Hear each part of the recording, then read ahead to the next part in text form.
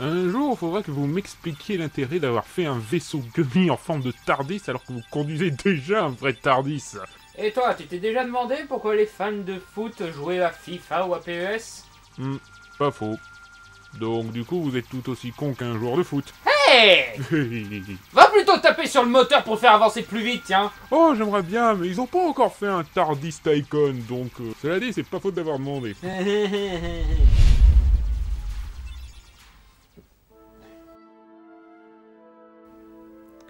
Willy, on a une destination. Ah, la Ligue vous a appelé? Non. C'est quelqu'un d'autre qui nous appelle.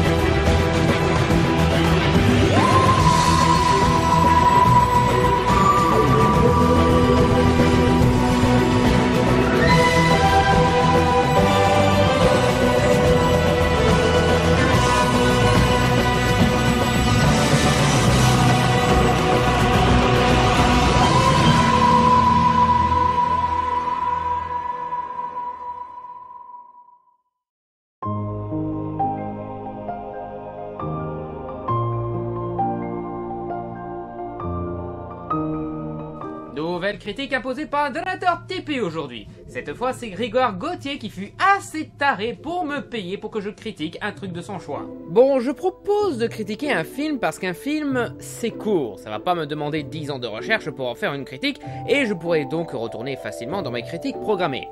Cela dit, Grégoire s'est permis de me proposer de critiquer une série télé. Et j'ai accepté parce que, il y a eu de la chance, je suis cette série. Donc je vais pas passer des années de recherche à trouver quoi dire sur cette série parce que j'ai déjà beaucoup de trucs à dire là-dessus. Donc, aujourd'hui, Once Upon a Time.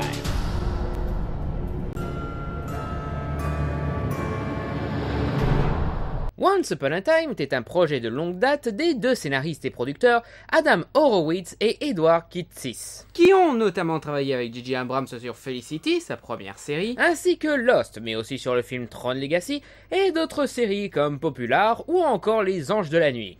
Vous vous demandez c'est quoi Les Anges de la Nuit? Alert spoiler saison 3.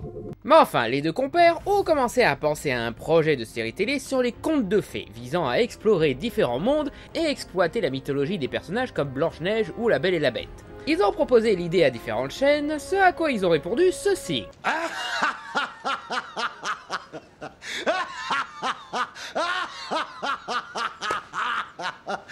Vous êtes sérieux? Ouais, ils ont proposé ça en 2004, une époque où les contes de fées étaient devenus ringards à cause du succès de Shrek. Même Disney s'éloignait du traditionnel en essayant d'être plus cool et d'être plus jeunes. Donc entre-temps, Adam et Ed ont embarqué dans la grande aventure Lost. Là, ils ont pu exercer leur style d'écriture, ont pu mieux réfléchir à leur projet et surtout avoir une certaine notoriété. Ce qui fait qu'après le succès de la série culte, dont la fin est très injustement critiquée d'ailleurs, les mecs ont pu voir leur projet chéri autorisé par Disney qui commençait à se réconcilier avec les contes de fées avant que ce soit carrément leur nouvelle mine de diamants. Ainsi naquit en 2011 Once Upon a Time. À l'heure où je fais cette vidéo, la série est toujours en cours. La saison 4 est diffusée aux États-Unis mais pas encore en France. Et ils ont eu droit à un spin-off. Enfin, presque. Rendez-vous dans la boîte magique pour avoir plus de détails là-dessus. Mais enfin, si jamais parmi vous, il y en a qui ont vu la saison 5 ou 6, si jamais ils ont fini par faire une saison 5 et 6, et qui me disent des trucs du genre « Oh mais tu sais, la série elle s'améliore après tel moment » ou qui me disent « Oh mais la série elle devient encore pire après tel moment », je l'aurais probablement remarqué de mon côté. Je suis la série, donc vous en faites pas, je l'aurais sûrement constaté. Mais enfin, ça étant dit, c'est parti pour Once Upon a Time. De la saison 1 à 4,5. La série commence dans la forêt enchantée, un monde parallèle au nôtre où les personnages de contes de fées comme Blanche-Neige, Cendrillon, Pinocchio ou encore le Chaperon Rouge existent pour de bon. Nous suivons plus particulièrement Blanche-Neige et ce qui lui est arrivé à elle et ses amis après avoir été réveillés de la malédiction de la pomme empoisonnée par le baiser de son bien-aimé prince charmant. Ah, ils ont finalement fait la suite de Blanche-Neige que les mecs rêvaient de faire depuis des années. Ouais, la série est diffusée sur la chaîne ABC, qui appartient à Disney. Mais enfin, Blanche et le prince charmant, oui, Blanche l'appelle charmant, James, charmant, elle a le même humour que Shrek. Mais enfin, Blanche-Neige et Charmant se marient et deviennent les rois et reines de la forêt enchantée. Mais quelqu'un n'a pas dit son dernier mot. Regina, la méchante reine. Elle promet qu'elle détruira leur vie heureuse aux 2 tourtereaux et à leurs amis personnages de contes de fées. Elle lance alors une terrible malédiction qui les enverront tous dans un autre monde. Oh, mais un monde où les fins heureuses n'existent pas, à savoir notre monde. Un petit patelin tranquille à l'abri des nuisances de l'autre monde. Oh, mais ils n'auront aucun souvenir de leur ancienne vie et elle les dirigera tous. Et ils ont tous de sympathiques boulots pas trop chiants. Oh, mais Charmant est dans le coma. Pas mort. Blanche non plus, alors qu'elle a toujours voulu la tuer. C'est moi ou c'est le truc le plus pourri que tu pouvais leur infliger? Je vais détruire vos vies pour toujours. Comment? Je vais vous envoyer dans le Maine, vivre une vie sans magie et sans souvenir de votre ancienne vie. Et qu'est-ce que tu nous infliges en fait? Des CDI et une vie tranquille dans une petite ville au bord de l'eau. En fait, ça paraît pas si mal que ça. Ouais, oubliez que j'ai tué une famille par accident, ça m'arrangerait bien au fait. Quoi? Ouais, moi je suis un loup-garou, donc ça m'arrangerait une vie sans magie. Mais en plus, je suis pas douée pour diriger. Une vie tranquille dans le Maine, ce serait bien. Et moi je suis fan de Stephen King alors. Arrêtez ça, c'est censé vous faire peur. Peur de quoi? Là où je vous envoie, le temps ne s'écoule pas. Donc, nous vivrons éternellement jeunes. Oui, non. Moi, ça m'arrangerait de vivre 60 ans de plus, moi. Non, sérieux, ça a l'air d'être la malédiction la plus cool au monde. Y a un Disneyland à côté? Oh, ce serait chouette. On part quand? Oh, je vous emmerde. Aussi, non pas que vous ayez fait un mauvais boulot pour rendre cette histoire sérieuse, mais quand même, c'est l'histoire d'Il était une fois, quoi. Qui était une parodie de contes de fées et de films Disney. Donc j'ai encore plus de mal à prendre la menace de la méchante reine au sérieux, quoi. Surtout que moi, la méchante de Il était une fois avait envoyé la princesse à New York, un endroit où elle a plus de chances de se voir privée de sa fin heureuse. C'est juste que le positivisme et la magie de la princesse Disney a réussi à se faufiler dans la situation. Je poserai bien des questions du genre pourquoi elle ne les tue pas directement, mais les épisodes qui suivent corrigent ce trou scénaristique. Mais bon, elle pouvait pas programmer une vie un peu plus pourrie? Westeros était déjà pris par une autre malédiction? Tu voulais pas être en compétition de saloperie avec un gamin? Mais enfin, avant que la malédiction s'abatte sur eux, nos héros ont pu trouver une solution auprès de celui dont on n'arrive pas à dire le nom.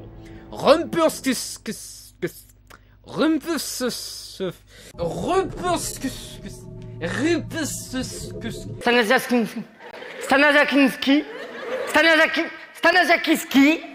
Et Kiski bien, hein, on l'a vu à race, quoi, ça c'est...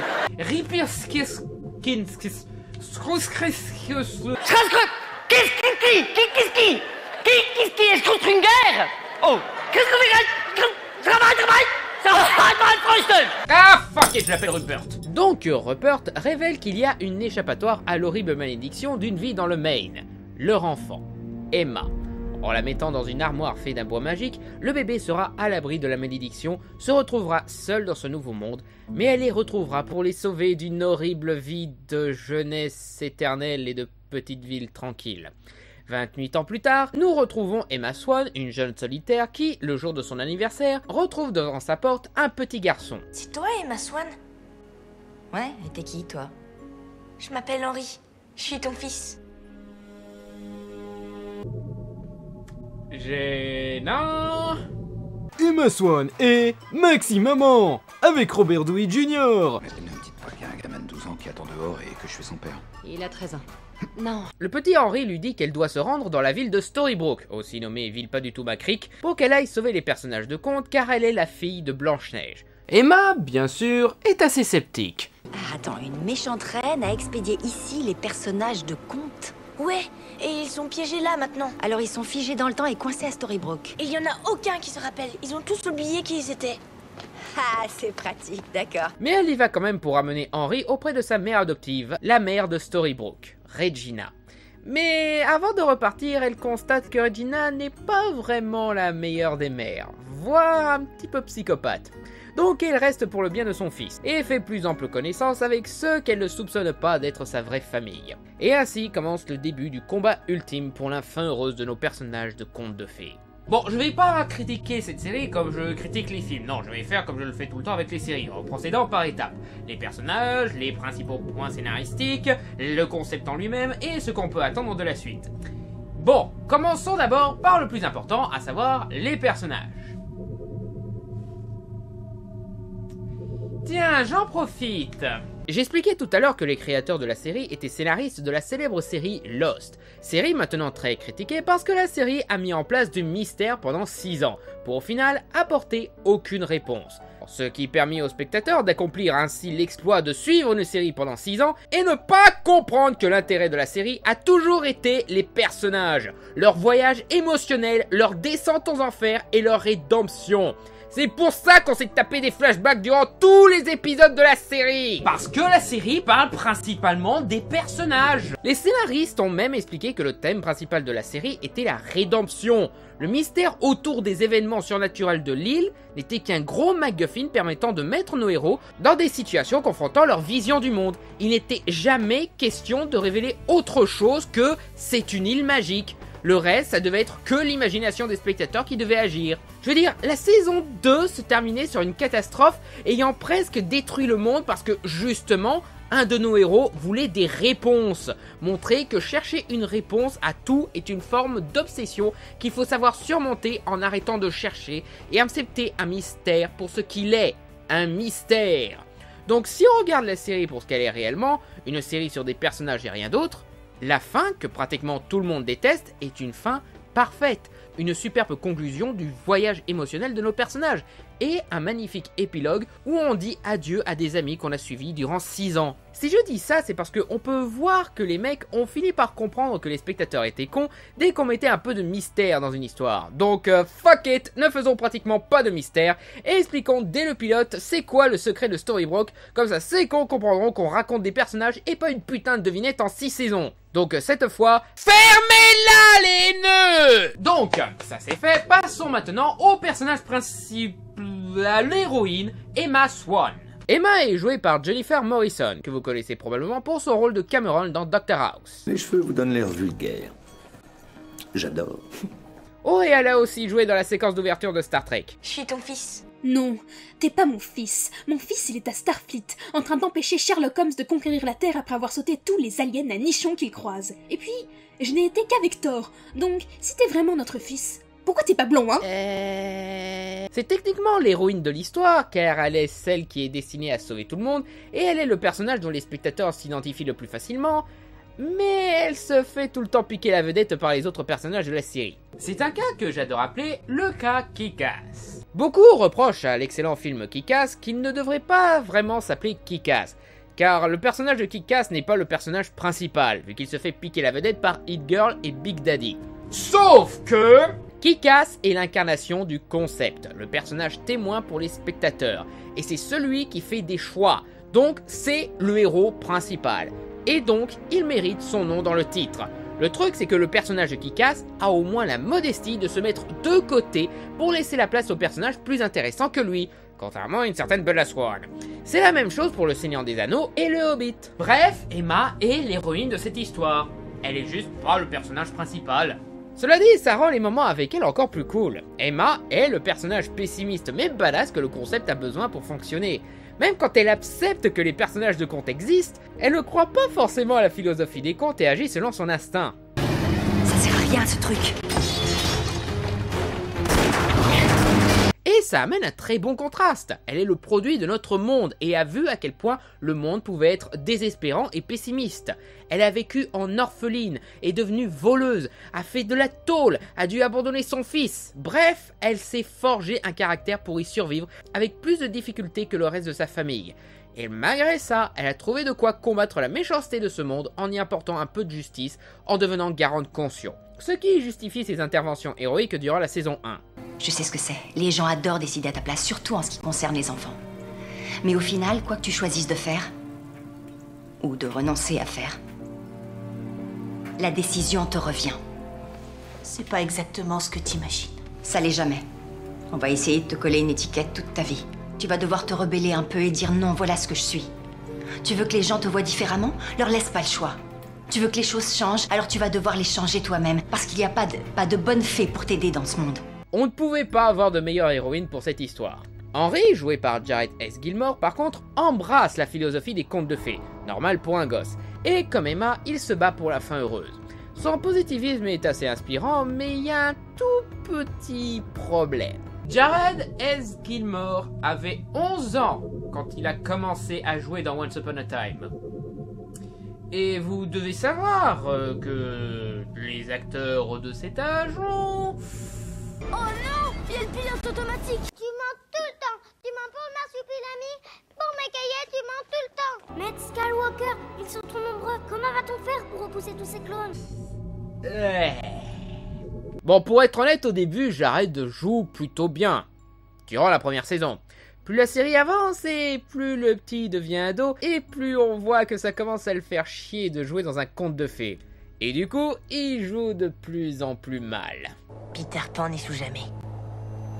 On ne peut pas le battre. Même quand on croit avoir gagné, quand on croit l'avoir terrassé, il trouve un moyen de s'en sortir. Pour dire, il y a un moment où Henry fait un échange de corps avec Peter Pan. Et quand je vois Peter Pan jouer Henry, je me dis tout le temps... on peut les garder comme ça? Non, parce que le mec, il est bien meilleur acteur que Jared, hein, ça serait bien de le garder à la place, non? Et puis, on a vite fait le tour du personnage et il devient très vite plat. Blanche-Neige, appelée dans notre monde Marie-Margaret Blanchard, oh le nom de grand-mère, jouée par Ginnifer Goodwin, ne joue pas la Blanche-Neige femme au foyer parfaite que l'on connaît dans le monde de Disney. C'est une Blanche-Neige très active.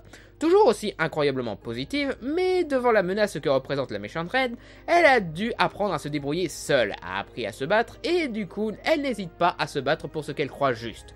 Je l'aime bien, c'est le genre d'héroïne mythologique que l'on devrait avoir plus souvent. Et malgré ça, elle reste assez humaine. Plus d'une fois, elle est tentée par le côté obscur et il succombe même à un certain moment. Mais non sans regret. C'est un super personnage et Goodwin la joue merveilleusement. La casse-cou courageuse, la douce princesse de conte, la femme tragique et la femme forte. Prends ça dans la gueule, fille de Phil Collins qui joue encore plus mal que Kristen Stewart et qui chante comme une merde au point de faire honte au nom Collins. Yeah! Passons à l'autre superbe actrice de cette série, Regina la méchante reine, jouée par Lana Parrilla. Vous vous souvenez de ce film maléfique avec Angela pas jolie qui essaye de raconter la soi-disant version de la soi-disant méchante de l'histoire mais a raté tout son potentiel pour faire Supergirl, le tout avec une actrice trop surestimée? Regardez comme j'imite bien le mauvais jeu d'actrice d'Angela Jolie dans le film. Donc, il m'a trahi. Eh bien, Lana Parrilla renvoie pas jolie au bac à sable, mais d'une force herculéenne. Contrairement à Maléfique, la méchante reine est vraiment méchante. Elle est cruelle, tue des gens de sang-froid parce qu'ils l'ont regardé de travers, manipule son entourage et arrive même à convaincre ses ennemis de se laisser tuer. Et c'est même une combattante de Mortal Kombat.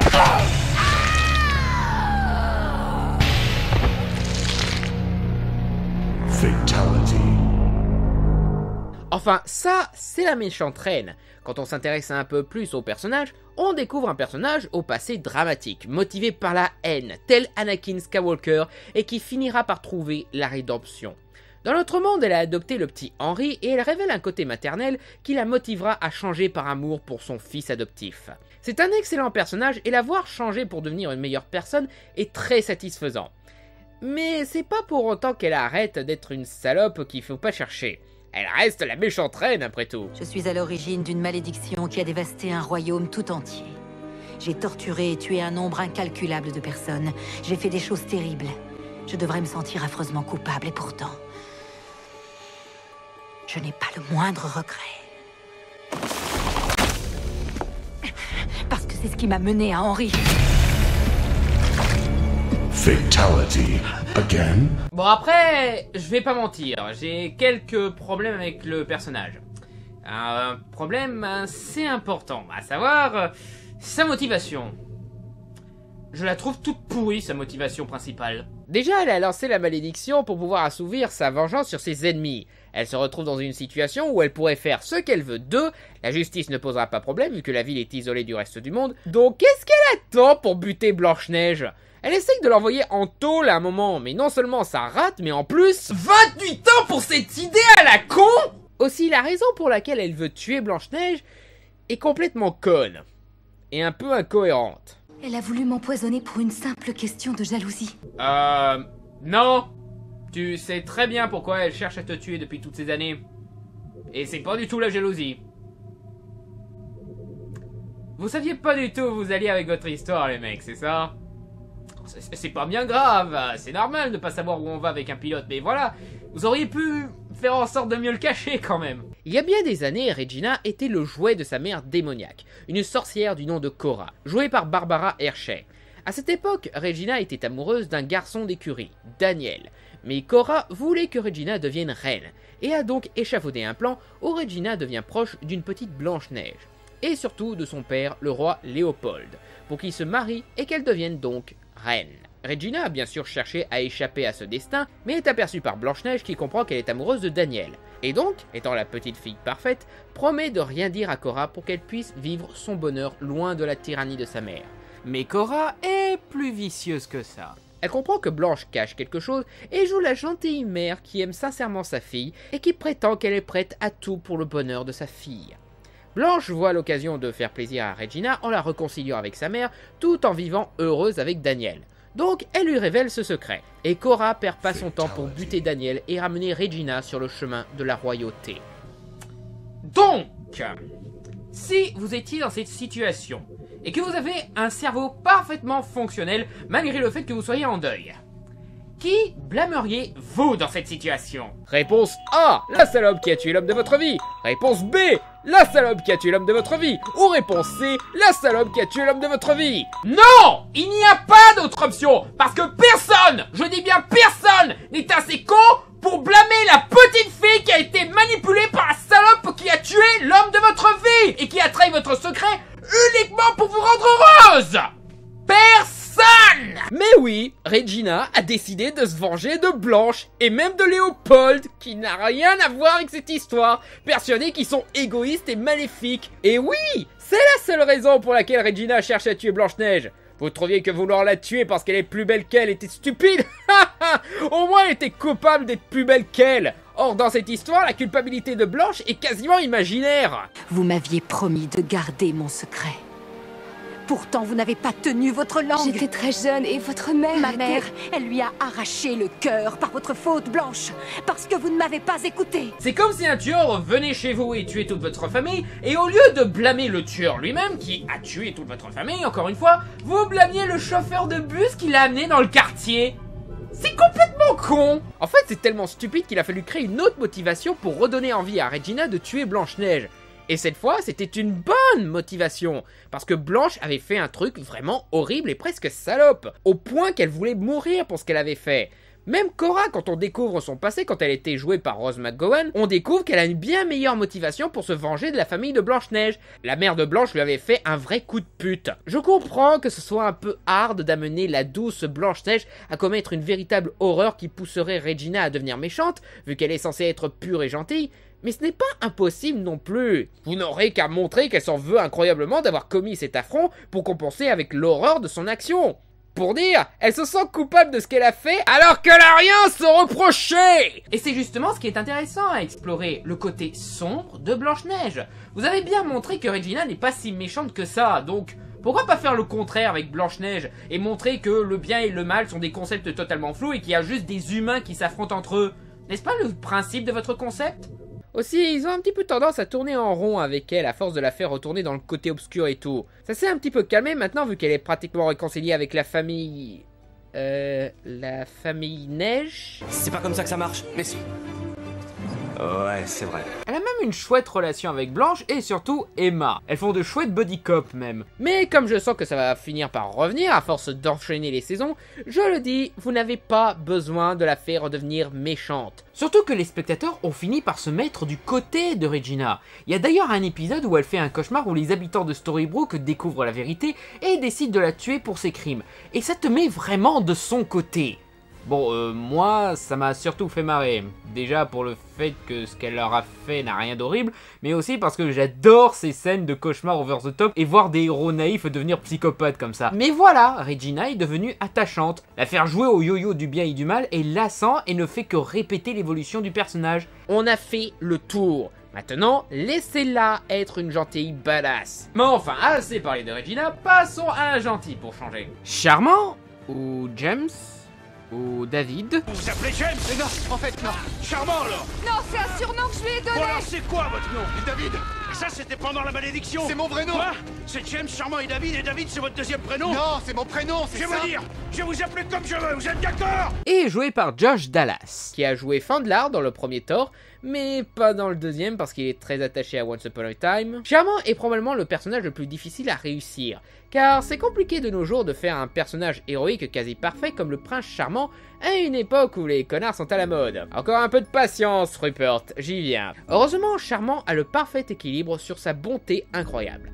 Il est un peu comme Captain America. C'est un boy scout qui ne manque pas de charisme, et très compétent et surtout motivé, ce qui fait vraiment plaisir à voir à certains moments. Les anti-héros c'est pas mal, mais des héros comme Charmant, ça serait cool d'en avoir un peu plus. Dans notre monde par contre, il est un peu chiant et faiblard. Ce qui n'est pas un mal, c'est même l'un des rares trucs que la malédiction a bien fait parce que ça prive Charmant de sa qualité première et l'empêche d'être avec Blanche. Et puis, ça dure pas plus d'une saison, et dans une série avec tant de personnages, c'est pas un problème, et ça rend son retour en prince charmant plus satisfaisant. Aussi, son histoire avec Blanche est plutôt mignonne. Ils ont une très bonne alchimie, ce qui n'est pas surprenant vu que Goodwin et Dallas sont mariés dans la vraie vie. Bon ok, je vous ai fait suffisamment languir comme ça, donc c'est le moment de parler du personnage le plus populaire de toute la série, le personnage que tout le monde aime, le chasseur. Ouais, bien sûr qu'il est populaire. Il est joué par le mec de 50 nuances degrés après tout. C'est le shérif qui a un triangle amoureux avec Emma et Regina et qui va convertir Emma dans le monde du sadomasochisme et il est juste...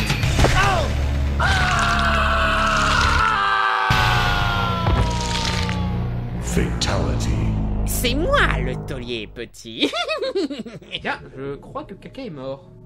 Oh et puis merde, Rupert. Rupert, ou Monsieur Gold dans notre monde, est joué par Robert Carlyle, qui a déjà joué dans Trainspotting, Full Monty, Hitler la naissance du mal, ouais il a carrément joué le petit Adolphe, 28 semaines plus tard, et bien sûr Stargate Universe. Oh et Eragon. Drema abar sur Dark Black. Je crois qu'il vaut mieux ne pas en parler. Oh il joue aussi Belmont dans Castlevania Lord of Shadow. C'est cool. Tout comme dans Stargate Universe, Carlyle est le personnage le plus populaire de la série. Parce que c'est un putain d'enculé de fils de pute. Sauf que là où Nicholas Roach pouvait se révéler lâche dans certains de ses coups de pute, Rupert a la putain de classe. Et surtout, il est rare qu'il perde le contrôle. Et Carlyle le joue à merveille. Il fait à la perfection le lutin diabolique et le diable subtil. Mais, comme Regina, il révèle un côté plus tragique et humain. Devenu ce qu'il est par amour pour son fils Bellfire, qui devint plus tard le petit ami d'Emma, et donc le père d'Henry. Oh boy, je dois parler de l'arbre généalogique, c'est ça? Ok, donc... Henry est le fils d'Emma, qui est la fille de Blanche-Neige et le prince charmant, et le fils de Bellfire, qui est lui-même le fils de Rupert, qui accessoirement est aussi le crocodile qui a pris la main du Capitaine Crochet, la bête de la Belle et la Bête, et c'est le fils de Peter fucking Pan. Alors sa grand-mère par alliance, c'est Regina? Non, en fait, c'est son arrière-grand-mère par alliance. Heureusement qu'on fête pas Thanksgiving là d'où on vient. Ce dîner serait un vrai cauchemar. Mais enfin, comme je le disais, Rupert révèle un côté plus humain avec son fils, mais aussi avec la femme qu'il aime, Belle, jouée par Émilie de Ravin. Où est mon bébé MacGuffin? Quoi? Mon bébé MacGuffin? T'es pas au courant? J'en ai un dans toutes les séries dans lesquelles j'ai joué. Roswell, Lost, je tombe toujours enceinte. Mon bébé devient super important. Donc, il est où mon bébé MacGuffin? C'est Blanche-Neige qu'il a dans cette série. Oh! Bon, je reviens, je vais lui faire une césarienne. Ok, pense à ramener du pain, mais qu'est-ce que je raconte? Belle, reviens ici! Et bien que ce genre de personnage soit plus fun en restant un salopard manipulateur, ces moments d'émotion sont tout aussi prenants. Carlyle arrive à nous faire ressortir de la peine pour Rupert. Et puis, zut! Vous vous rendez compte de la variété de jeux du mec? On devrait le faire jouer dans un peu plus de trucs. Y a pas un film de super-héros ou un James Bond où il pourrait... Oh! Oui, c'est vrai, c'est déjà fait. Pas énorme, mais j'ai bien aimé dans ce rôle. C'est facile de voir pourquoi les fans l'adorent. Un autre de ses charmes, c'est qu'on n'a aucune idée de ce qu'il a prévu de faire. On voit qu'il a un plan, qu'il collectionne certains objets pour concocter une forme magique spécifique, et contrairement à Regina, quand on découvre sa raison... Ce n'est pas débile! Il a perdu son fils dans une sorte de porte transdimensionnelle, et donc il a mis au point un plan pour aller dans un autre monde. Le monde où se trouve son fils. Vous voyez où je veux en venir? Oui, c'est lui qui a concocté le sort qui a envoyé nos héros dans notre monde. Et il a convaincu Regina de lancer ce sort et a provoqué tout ce bordel juste pour retrouver son fils. Ça peut paraître con dit comme ça, mais ça va avec la créature quasi divine qui utilise les simples mortels et attend des siècles pour accomplir son but. Son objectif aurait pu être plus minimaliste, genre il voulait des vacances ou il a perdu un pari, je l'aurais accepté parce que ça rend le personnage si classe. Bon après, même lui n'échappe pas à certaines incohérences du pilote. Ne lui dites surtout pas votre nom. S'il connaît votre nom, il aura pris sur vous. Ok.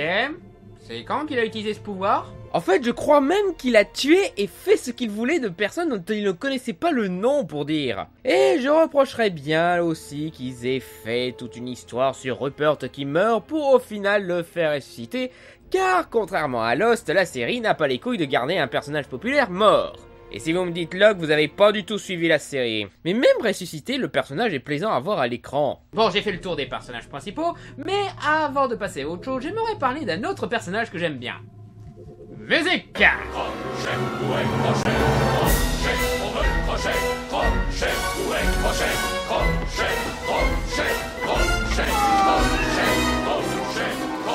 Attention, tous derrière moi!